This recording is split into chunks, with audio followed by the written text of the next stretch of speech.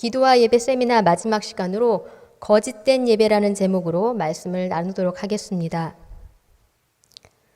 오늘 우리가 나눌 말라기는 구약 성경의 제일 마지막에 수록된 책입니다. 말라기서 이후에 예수님이 이 땅에 오시기까지 하나님께서 더 이상 선지자를 보내시지 않습니다. 그 기간이 약 400년 정도 되는데 하나님의 말씀이 이스라엘에게 임하지 않는 기간으로 우리는 이를 영적 침묵기라 부릅니다. 성도 여러분, 만약 우리 삶에서 영적 침묵기가 온다고 생각해 보십시오. 하나님께 아무리 부르짖어도 응답하지 않으신다면 얼마나 두려운 일입니까? 한편으로는 참 답답하고 화가 나는 일입니다. 아무 응답이 없는 하나님을 기다리며 과연 하나님은 살아 계시는 건가? 하고 의심을 하게 되고 불평이 늘어가고 점점 시간이 지날수록 하나님에 대해서 무덤덤해지게 됩니다. 하나님의 침묵이 길어질수록 우리에게는 위기의 시간입니다. 반면에 위기의 시간은 우리에게 기회의 시간이기도 합니다. 별일 없이 사는 때에는 하나님에 대한 관심보다는 우리 삶에 몰두한 채 살아갑니다. 예배는 습관이고 기분 전향용일 뿐 하나님의 뜻을 물어볼 생각이 없이 우리 삶의 모든 일을 우리의 뜻대로 결정하곤 합니다. 또 일상의 모든 일이 하나님과는 상관없는 듯 살아갑니다. 그런데 우리의 삶에 늘 별일 없이 평온할 때만 있는 것이 아니죠. 그렇다고 늘 위기의 순간만 있는 것은 아니고요. 위기의 시간이 찾아오면 힘들지만 분명히 우리에게 유익함이 있습니다. 우리 삶의 모든 것을 되돌아보고 재정비하고 삶의 새로운 의미를 부여하게 됩니다. 특히 하나님과의 관계를 다시 재점검하며 새롭게 나아갈 수 있는 시간이기도 합니다. 물론 가장 좋은 것은 늘 그런 위기의 순간을 대비하기 위해 늘 깨어서 하나님의 말씀에 귀 기울이고 있는 것이 좋습니다. 그런데 문제는 영적 위기의 때가 언제인지를 모른다는 것입니다. 우리는 생각하기를 매주일 빠지지 않고 예배드리고 헌금도 하고 봉사도 하고 나름 열심히 신앙생활을 하며 하루하루를 살아가는데 영적 위기가 올 리 없다고 생각할 수 있습니다. 그런데 하나님께서 갑자기 우리에게 너희 예배를 받지 않겠다고 말씀하신다면 어떻겠습니까? 오늘 말씀은 영적 위기에 놓인 이스라엘 백성들에게 말라기를 통해 하나님께서 주시는 경고의 메시지입니다. 말라기서는 일련의 논쟁으로 구성되어 있습니다. 대부분 하나님께서 이스라엘 백성에게 문제를 언급하고 질책하는 것으로 시작합니다. 그리고 이스라엘이 하나님의 발언에 이의를 제기하고 반문하면 하나님께서는 다시 응답하시고 최종 발언을 하시는 형태로 이루어져 있습니다. 이런 논쟁은 총 6번 일어납니다. 오늘 본문 말씀은 6번의 논쟁 가운데 2번째 논쟁에 해당됩니다. 우리는 우선 이런 논쟁이 왜 일어났는지를 알려면 말라기의 시대적 상황을 알 필요가 있습니다. 선지자 말라기가 나타난 때는 바벨론 포로 이후 100년이 지난 후입니다. 솔로몬 왕 이후에 이스라엘이 2개로 나뉘어졌습니다. 하나는 북이스라엘, 하나는 남유다로 나누어졌습니다. 각각의 왕정들이 서로 이루어지다가 북이스라엘은 일찍이 아수르 제국의 멸망을 당하고 남유다는 바벨론에 의해 멸망을 당합니다. 이스라엘은 바벨론의 포로가 됩니다. 그런데 영원할 것 같은 바벨론도 불과 몇 년이 되지 않아서 페르시아 제국에 망하고 맙니다. 그렇다 보니 이스라엘은 바벨론의 포로가 되었다가 그 주인이 페르시아로 바뀌게 된 상황이었습니다.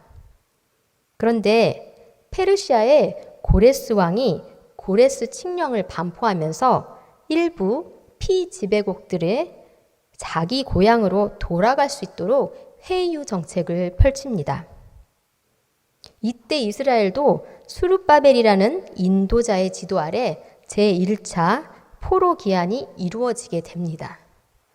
그리고 약 100년 동안 세 차례에 걸쳐서 일부 이스라엘 백성들이 예루살렘 땅으로 돌아가게 됩니다.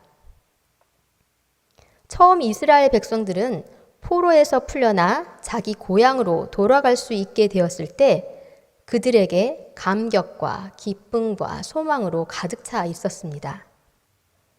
고향으로 돌아가면 자신들의 삶이 회복되고 또 여러 선지자들을 통해 들은 하나님의 말씀에 성전을 회복하면 하나님께서 과거 솔로몬의 영광보다 더 큰 영광으로 회복시키겠다는 약속이 실현될 것이라 생각했기 때문입니다. 그런데 성전은 재건되었지만 시간이 한참 지나서도 그들의 삶의 형편은 좋아지지 않았습니다. 하나님의 약속은 지켜지지 않았고 여전히 가난하고 흉년은 일어나고 주변의 여러 족속들의 괴롭힘은 멈추지 않았습니다. 그러니 이스라엘 백성들의 입장에서는 성전을 재건함에도 불구하고 하나님은 우리를 회복시키지도 않으시고 하나님은 약속을 지키시지도 않는 분이었습니다. 여전히 가난하고 힘들게 살아가고 있는 처지를 생각하니 하나님에 대한 불만과 불평 그리고 불신으로 가득한 상태가 되었습니다. 이스라엘 백성들은 이미 하나님에 대한 기대감이 없었습니다. 그래서 하나님 앞에 드리는 제물, 보잘것없는 제물, 더러운 떡 대충 드리고 11조 철저하게 지킬 필요 없고 하나님을 섬겨봐야 득될 게 없다. 대체 우리가 얻는 것이 무엇이냐? 그분의 말씀대로 행하고 하나님 앞에서 엄숙하고 침울하게 살았는데 달라진 게 뭐가 있나? 저 페르시아를 봐라.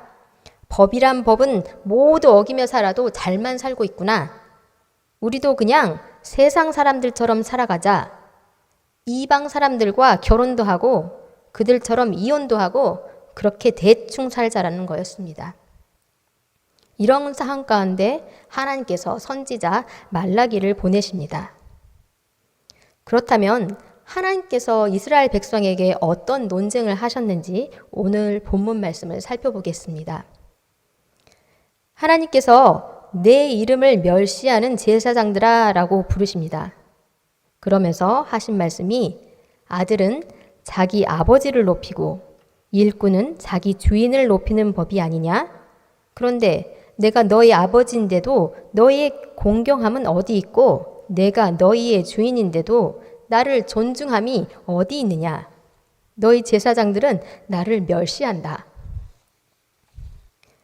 이에 이스라엘이 하나님께 반박합니다. 멸시하다니요. 저희가 어떻게 주님을 멸시한단 말씀입니까? 우리가 대체 어떻게 하나님의 이름을 멸시한다는 말씀입니까? 하나님께서 다시 말씀하십니다. 너희는 하나님의 제단은 더 이상 중요하게 여기지 않으며 나를 예배하는 일은 더 이상 최우선으로 두지 않는구나. 이것이 나를 멸시하는 것이 아니냐? 또 너희는 예배를 드릴 때 더러운 떡, 보잘것없는 짐승을 가져와서 제물로 바친다. 너희 자신도 갖고 싶어 하지 않는 눈 멀고 병들고 다리 저는 짐승을 가져오는구나. 이것이 멸시가 아니고 무엇이냐? 너희들도 한번 생각해봐라. 너희들이 나에게 바친다고 가지고 나오는 온전치 못한 짐승들을 가지고 통치자인 총독에게 조공이나 세금으로 바친다고 하면 총독이 과연 그런 짐승을 받겠느냐? 너희에게 돌아오는 것이 무엇이겠느냐? 그리고도 너희들은 나에게 와서 무릎 꿇고 불쌍히 여겨주시라. 은혜를 베풀어 달라고 기도하는구나. 나는 너희가 내 제단 위에서 헛되이 불사르지 못하도록 너희들 중에 성전 문을 닫을 자가 있었으면 좋겠구나. 나는 기쁘지 않구나. 너희의 거짓된 예배 따위는 원하지 않는다. 또 너희는 생각하기를 나에게 예배를 드리면서 예배를 드리는 것이 얼마나 번거로운고 하며 코드숨 치는구나. 예배가 뭐 그리 중요해? 예배 무엇을 가져오는지가 그렇게 중요한 일인가? 예배는 지루하고 내게 아무 도움이 되지 않는다고 말하는구나.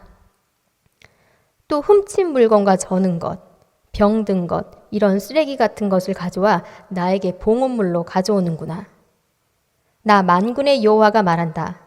나를 위해 뭔가 큰일, 값진 희생제를 할 것처럼 잔뜩 폼을 잡다가 결국은 하잘것없는 것만 가져오는 자에게 저주가 있을 것이다. 나는 위대한 왕이요 세상 도처에 높임을 받을 만군의 하나님이다. 결단코 그런 일을 두고 보지 않을 것이다. 라고 논쟁하십니다. 그렇다면 우리가 이 논쟁에서 엿볼 수 있듯이 하나님께서 이스라엘에게 문제 삼으시고 있는 것이 무엇입니까? 그것은 바로 하나님의 사람들이 하나님을 멸시하고 경외하지 않으며 거짓된 예배를 드린 것입니다. 경외라는 뜻은 존경하는 마음으로 삼가 조심함을 뜻합니다. 무서움과 공포로서가 아니라 하나님의 주권과 영광을 인정하는 자가 가지는 거룩한 두려움을 말합니다.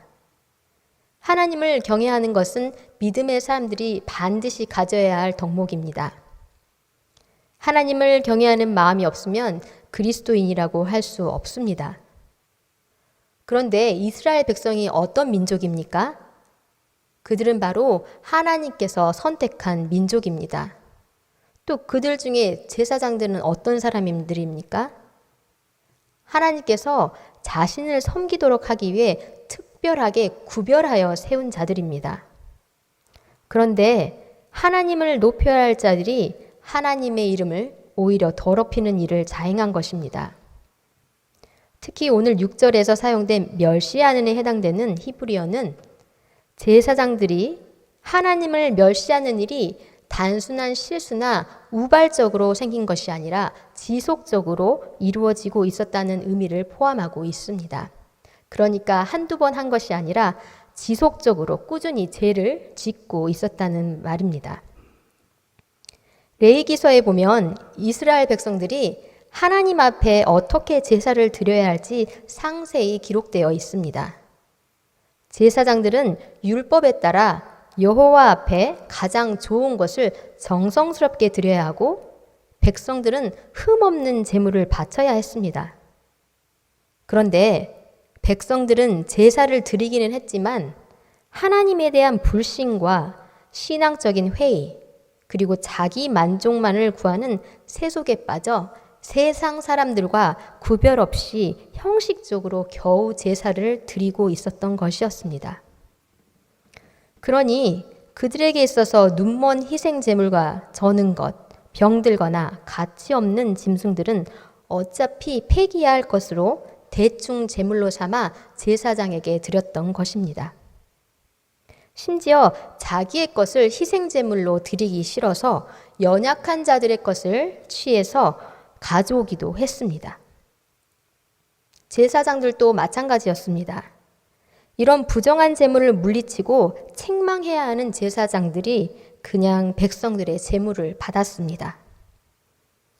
그 이유는 백성들의 부정한 제물조차 받지 않으면 아예 제사를 드리지 않을 것 같았기 때문입니다. 또 백성들이 가져오는 제물로 생계를 이어가는 자신들의 삶에 위협을 받기 때문이었습니다. 이런 상태가 오래 지속되다 보니 하나님께 드리는 제사는 관행이 되고 자신들이 하나님을 멸시하는 죄를 범하는 줄조차 깨닫지 못하게 된 것입니다. 그래서 그들은 하나님께 우리는 율법에 따라 제물을 드리지는 않았지만 형식은 갖추어 제사와 제물을 드렸는데 우리가 어떻게 하나님을 멸시합니까? 반문했던 것입니다. 그들은 하나님께 드리는 제물로 하나님의 상, 곧 제단을 가치 없는 짐승을 폐기하는 소각장으로 만들었던 것입니다. 하나님께 음식물 쓰레기와 같은 것을 선물이라고 드린 것이죠. 성도 여러분, 우리가 가장 귀한 사람, 혹 사랑하는 사람에게 선물을 하려고 하면 어떻습니까? 가장 좋은 곳으로 드리려고 정성을 쏟아 어떤 선물을 할지 시간을 들여 고민도 하고 또 고른 후에는 멋지게 포장을 해서 드리지 않습니까? 그런데 선물을 한다고 싸구려나 유통기한이 지난 식품을 한다거나 혹은 남이 줘도 받지 않을 것 같은 선물을 준다고 생각해 보십시오. 받는 사람의 기분이 어떻겠습니까? 아, 저 사람이 나를 무시하는구나. 저 사람이 나를 이 정도밖에 생각하지 않는구나 라고 생각하지 않겠습니까? 하나님의 마음이 그러셨습니다. 너희가 총독들에게 흠 있는 재물을 드려봐라. 그들이 어떻게 하겠느냐? 너희들은 내가 눈에 보이지 않는다고 아무 것이나 드리고 나를 멸시하고 모독하는구나. 너희는 나를 두려워하지 않는구나. 우리가 하나님께 드리는 예배는 어떻습니까? 하나님에 대한 경외심 없이 형식적으로 예배를 드리고 있지는 않습니까? 교회에 나와 예배만 드리면 끝이라고 생각하지는 않습니까? 세상에 나가 하나님과 상관없이 살다가 주일에 나와 그저 하나님 앞에 예배도 드렸고 헌금도 했고 봉사도 했으니 하나님 나에게 복을 주십시오 라고 하지는 않습니까? 하나님을 두려워하지 않으면 내가 좋을 대로 하나님께 예배를 드리게 됩니다. 하나님을 두려워하지 않으면 하나님의 말씀에 순종하지 않게 됩니다. 우리는 다시 돌아가서 질문해 보겠습니다. 왜 하나님은 성전을 재건하면 이스라엘을 회복시키겠다는 약속을 지키지 않으셨을까요? 그 이유는 하나님께서 이스라엘 백성들에게 쌓으라고 한 성전과 성벽은 단순히 외적인 건물만을 이야기한 것이 아니었습니다. 이스라엘 백성들의 마음의 중심에 여호와 하나님을 경외하고 하나님의 말씀에 순종하며 살아가기를 원하셨던 것입니다. 그런데 그들의 삶은 하나님의 말씀과 동떨어져 있었습니다. 이스라엘은 하나님의 백성으로 택함 받은 사람들이었지만 세상 사람들과 별다름 없이 살았던 것입니다. 하나님께 드리는 제사를 번거로워하고 형식적으로 대충 드리고 삶은 제멋대로 행하고 부정한 것으로 남의 것을 취해 하나님께 드리는 죄를 지으며 아무렇지도 않게 하나님 앞에 나와왔던 것입니다. 이스라엘 백성들은 하나님께서 진정 원하시는 것이 무엇인지 알지 못하고 성전과 성벽을 외형적인 건물만을 쌓았던 것입니다. 다시 말해 하나님에 대한 믿음과 사랑이 없이 이스라엘 백성 자신들을 위한 예배만 쌓았던 것입니다. 성도 여러분, 하나님에 대한 믿음과 그의 사랑에 대한 확신이 없으면 비록 우리가 하나님을 예배할지라도 오히려 하나님을 멸시하고 모독하는 잘못을 범할 수 있게 됩니다.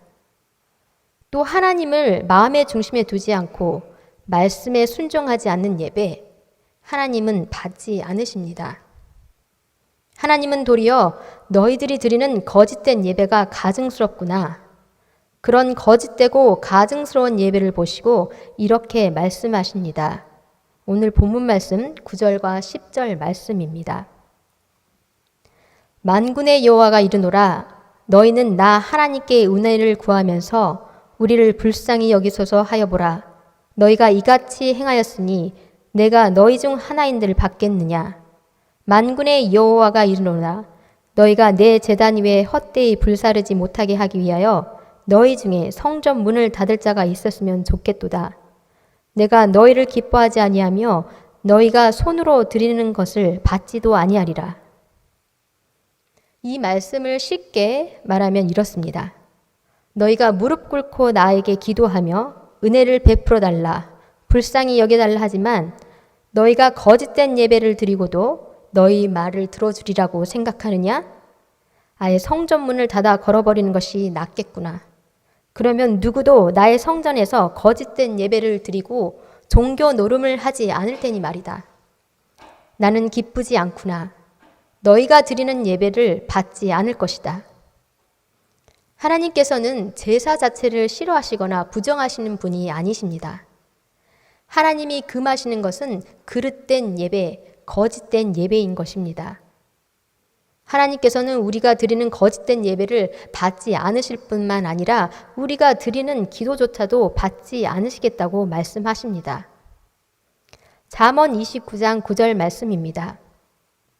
사람이 귀를 돌이켜 율법을 듣지 아니하면 그 기도가 가증하니라 라고 지적하고 있습니다.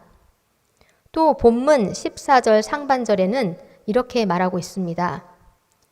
짐승떼 가운데에 수컷이 있거늘 그 소원하는 일에 흠 있는 것으로 속여 내게 드리는 자는 저주를 받으리니.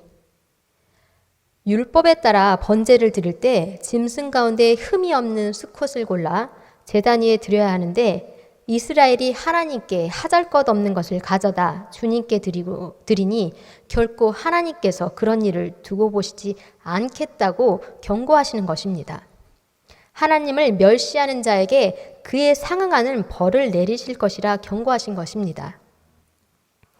사랑하는 성도 여러분, 하나님께서 우리가 드린 예배를 거짓된 예배라고 말씀하신다면 어떻게 하시겠습니까? 내가 드리는 예배, 내가 드리는 기도를 받지 않으신다면 어찌하시겠습니까? 두렵지 않으십니까? 이스라엘 백성들은 하나님을 두려워하지 않았습니다. 아니, 정확히 하나님을 알지 못했습니다. 그들이 하나님을 알았더라면 그들이 드리는 제물, 그들의 삶 가운데 행하는 모든 일에 주의를 기울였을 것입니다. 그들은 자신들을 위한 하나님을 만들고 자신들을 위한 안위와 영화만을 누리려고 했습니다. 우리 또한 하나님을 두려워하지 않습니다. 우리의 아버지 되시는 하나님을 경외하지 않습니다. 우리도 하나님이 누구이신지 잘 알지 못하며 그분이 누구이신조차 관심이 없습니다. 그저 나를 위한 하나님, 나에게 복 주시는 하나님, 우리의 삶 속에서 제멋대로 살다가 내가 필요할 때 꺼내 쓰는 하나님. 이런 믿음의 관계라면 하나님께서 우리의 예배를 받으실 리도 기도를 들으실 리도 없습니다. 우리는 마땅히 두려워할 자를 두려워해야 합니다. 하나님은 계속해서 자신을 만군의 여호와 하나님이라고 말씀하십니다. 이는 하나님은 결코 멸시를 받을 대상이 아니며 공경해야 할 뿐 아니라 더 나아가 두려워해야 마땅한 존재이심을 선포하신 것입니다. 이스라엘이 부정한 제사를 드림으로 인하여 하나님께서 그들의 제사를 거부하셨습니다. 그로 말미암아 하나님의 이름이 더 이상 존중받지 못하는 결과를 초래했지만 도리어 하나님께서 하나님의 이름이 온 세상 가운데 높이 들림을 받을 것이며 각 처에서 사람들이 깨끗한 제물을 여호와께 드리게 될 것이라고 말씀하셨습니다. 하나님은 이스라엘을 뛰어넘어 장차 이방 민족들을 통해서 여호와께서 존귀와 영광과 찬송을 받을 것이라 선포하신 것입니다. 현재 그 말씀이 우리 가운데 이루어졌습니다. 하나님께서 이방 민족들에게 하나님의 복음을 전하사 우리도 하나님의 자녀, 선택된 백성이 된 것입니다. 하나님은 만군의 하나님이십니다. 우리는 하나님의 이름을 업신여길 존재가 아닙니다. 하나님은 우리를 창조하신 창조주이시며 모든 것을 다스리시는 왕이십니다. 또한 여러 왕국들의 지혜로운 자들 가운데 주와 같은 이가 없다고 예레미야 선지자가 말한 것처럼 하나님은 만군의 하나님이십니다. 하나님은 모든 것을 감찰하시는 분입니다. 하나님께서는 우리의 걸음도 세시며 우리의 모든 것을 살피시는 분입니다. 하나님의 눈길은 어둠조차도 막지 못합니다. 하나님의 눈을 피할 자가 그 누구도 없습니다. 우리의 행동 하나하나 관찰하시고 셈하시며 우리 마음까지도 꿰뚫어 보시는 분이십니다. 그러니 우리의 마음과 행실을 좀 더 신중하게 행해야 할 것입니다.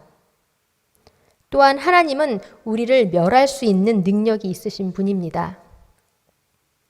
하나님께서는 우리의 생사를 주관하시는 분입니다. 마태복음 10장 28절 말씀을 같이 읽어보겠습니다. 몸은 죽여도 영혼은 능히 죽이지 못하는 자들을 두려워하지 말고 오직 몸과 영혼을 능히 지옥에 멸하실 수 있는 이를 두려워하라. 아멘. 우리의 생명이 하나님 손에 붙잡혀 있습니다. 사랑하는 성도 여러분, 이제 말씀을 맺으려고 합니다. 하나님을 두려워하십시오. 하나님을 경외하십시오. 하나님은 만군의 여호와 하나님이십니다. 우리의 모든 것을 주관하시고 감찰하시고 우리를 능히 멸하실 수 있는 분입니다. 단지 우리를 향해 오랫동안 참고 기다리고 계실 뿐입니다. 하나님에 대한 믿음과 사랑에 대한 확신 없이는 하나님을 만날 수 없습니다. 하나님의 말씀에 따라 순종하며 살지 않으면 하나님을 멸시하는 것이라고 말씀하고 계십니다. 우리가 마음 다해 드린다고 했던 예배, 혹 그 예배가 나를 위한 예배가 아니었는지, 하나님의 말씀에 따라 순종하며 산다고 했는데 내 마음대로 행하지는 않았는지 깊이 생각해 보아야 합니다. 하나님은 이런 예배, 이 모든 것들을 거짓되다고 말씀하십니다. 우리가 드리는 습관적인 예배, 하나님과 상관없이 사는 삶 모두 버리고 다시 하나님 앞에 나아가기를 원합니다. 하나님께서는 우리 마음에 하나님이 중심이 되셔서 온전히 영광 받기를 원하십니다. 또 마땅히 영광 받기에 합당하신 분입니다. 하나님을 경외함으로 다시 한번 나의 삶의 자리에서 거짓된 예배로 하나님을 멸시하고 죄를 짓는 우를 범하지 않기를 바랍니다. 다시 예배의 자리에서 마음과 뜻을 다하여 예배하시기 바랍니다. 다시 삶의 자리에서 하나님의 말씀에 순종하며 지키는 자로 살아가기를 바랍니다. 함께 찬양하겠습니다.